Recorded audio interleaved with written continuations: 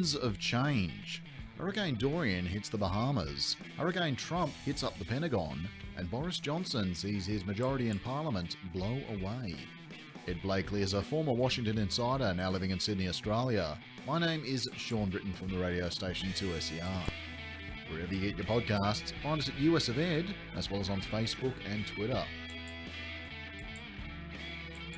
Hurricane Dorian has hammered the Bahamas, leaving at least 20 dead. Florida and is travelling the east coast as we speak. What's the latest? Well, the most important thing here is the Bahamas that are were state leveled. crimes. It's another Katrina, where the cities are going to have to be put back together. The Bahamas are not a wealthy place. Wealthy people go there, but they're tourists, and they might buy a house or something, but they're not investing their money there. So they're going to have a real problem in the rebuilding. The United States is unlikely to help very much. The U.S. deficit is huge. The U.S. is going to be hit by the same set of events, and the United States has not recovered from the last tornadoes and hurricanes that hit the U.S., and not to mention leadership issues and Puerto Rico. So the Bahamas are in sad shape. I don't know what happens next there. But when you stop to think about it, when you rebuild tourism accommodations and things like that, they don't bring a lot of money right away. So you can't borrow a lot against that kind of asset. And the United States is not in position to give.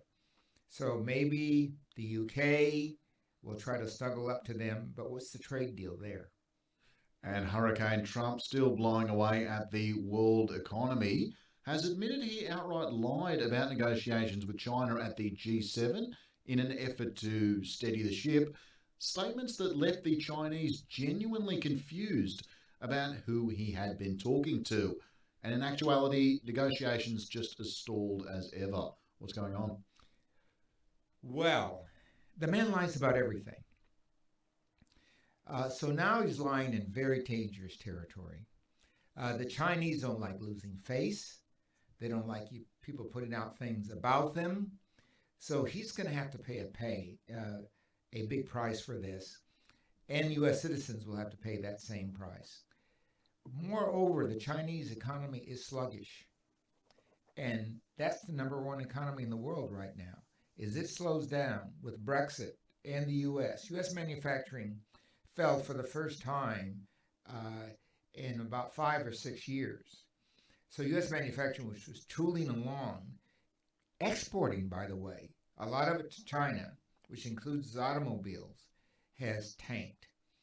Those are really the good jobs in the U.S. So Trump faces a real dilemma here because the farmers are now hit by bad weather and by trade tariffs. So the farmers are mad, the people in manufacturing are mad, the stock market's mad. These are bad times for Mr. Trump. I wouldn't want to be in his shoes right now, not to mention the other scandals that are creeping up on him in New York. Many and varied. Trump, though, has also been pushing for an interest rate cut meant to boost spending, a push denied again by Fed Reserve Bank of Boston President Eric Rosengren, who said the economy was relatively strong, all things considered. But now there are hints today that the rate could be dropped mid-September. Any thoughts on boosting flailing US and, by extension, world economy? Well, there's a good lesson from Australia. Australia gave big, healthy tax cuts in an effort to stimulate consumer spending. An interest rate cut, when interest rates in the United States are around 3% on mortgages and lower that on home appliances and things like that, if you're not going to buy one, you're not going to buy one. Americans don't have their pockets full to be emptied. Where is this new cash going to come from? So symbolically, this makes sense. But U.S. manufacturing is in the doldrums. Why would you borrow more money to produce what? U.S. farmers are in the doldrums. Why would you buy more money to produce more crops? So reducing the interest rate is not in the interest of the nation. Probably keeping it right where it is and struggling on. is the best course of action. And speaking of spending, the Pentagon announcing this week it will spend $3.6 billion in military construction funding to pay for Trump's border wall, reportedly about 175 miles of wall. Correct me if I'm wrong, Ed, I don't believe Mexico picks up the Pentagon's bills. Gee, now that's an interesting concept. Mexico paying for the wall. But even this 175 miles is actually more of a repair job than new stuff. So, in 175 miles, when you got, 3,000 kilometer wall? Yeah, a couple of thousand there, Yeah. Well, that's not just a drop in the bucket. But I would imagine the tunneling industry is going to boom. Every kid over 10 years old, as they do in Israel, will figure out how to build a tunnel and put a toll on it. So this will be good for the Mexican economy. It'll do nothing for the immigration, because remember, these people are coming and they want to be caught. They are refugees. They are not trying to disguise themselves. So the wall will help very, very little. I'm wondering if they could spend maybe another cool $1 billion on a great big statue of Trump in the desert overlooking the wall, sort of look on my works, ye mighty, and despair. The image for me has his pants in an interesting place, but I think you're in the right direction. In the desert, that's where his mind is. Texas, another shooting has ended with 7 killed plus the shooter and 25 injured.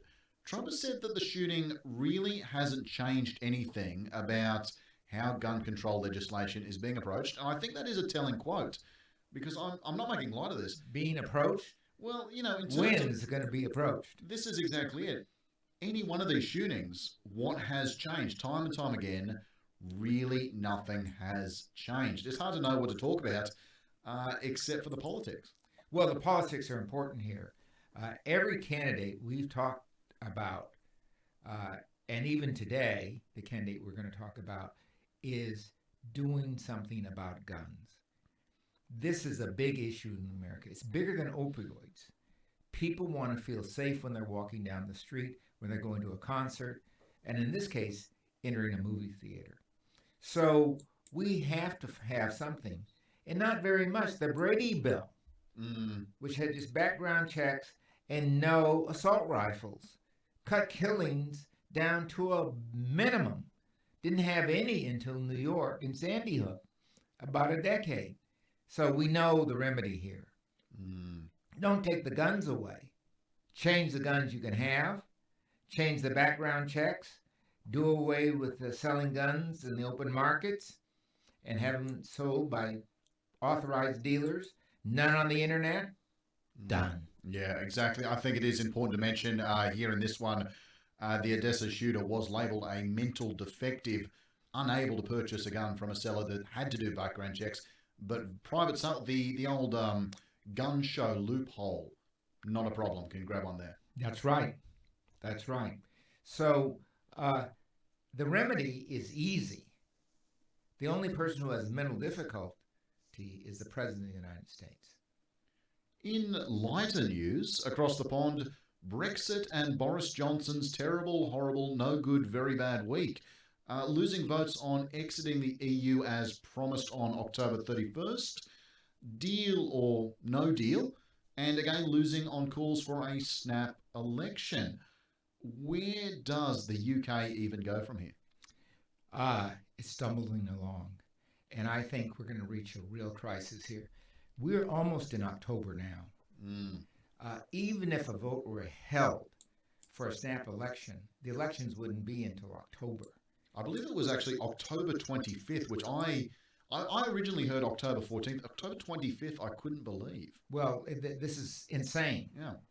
The whole thing's insane. So I think there's going to be a real train wreck here. Now, what the Europeans could do is to offer Britain a deal. Say, no backdoor, this.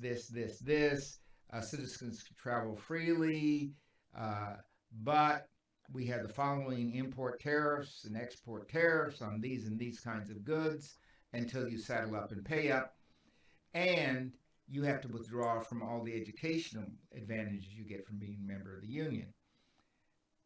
Might be a deal there, a bad deal for England, but a deal.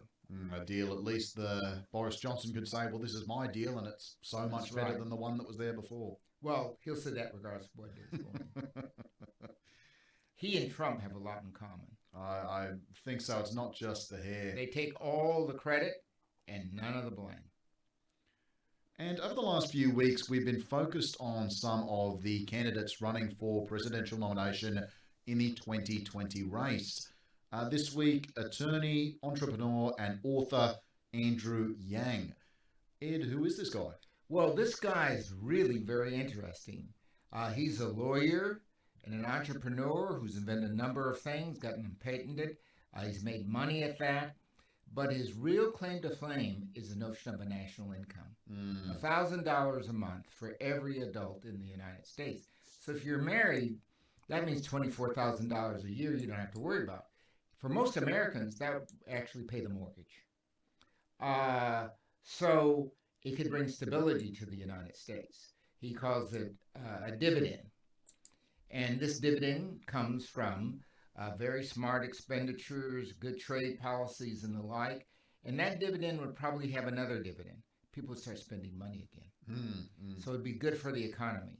His other thing is health care for all, which would be another dividend. Fewer people would be on opioids. Maybe gun killings would go down because you got people feeling better about themselves. And he's all for controlling the guns in the ways I talked about earlier. So he has a very good platform. He really is a good speaker. I don't know if you've heard him, but he's an outstanding speaker. He can handle the arguments. No one's making light of his arguments. Some of the stuff is going to happen in the party platform. I just want to point out the universal basic income has some crossover with an area I know you yourself are very, very interested with, automation and artificial intelligence.